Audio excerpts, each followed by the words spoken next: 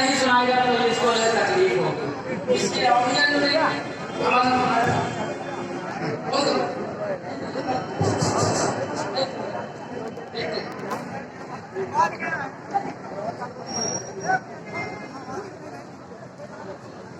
Assalamualaikum warahmatullahi wabarakatuh.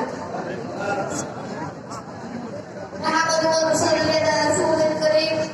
Amma ba'd. Sami'in al-mahfil आज मैं तबलीग का मौजूद है नमाज। नमाज इस्लामियत का अंदर फर्ज है। नमाज में गुफ्तगू है। नमाज अल्लाह और रसूल की हकों की रक्षा है।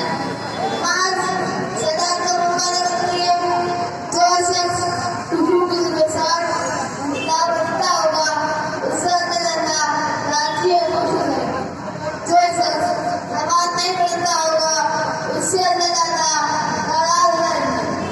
तो हम बताइए कि आज अल्लाह को खुश करते वक्त मालूम है अल्लाह ताला मदद को बातों को वहाँ पढ़ने को जरूर है।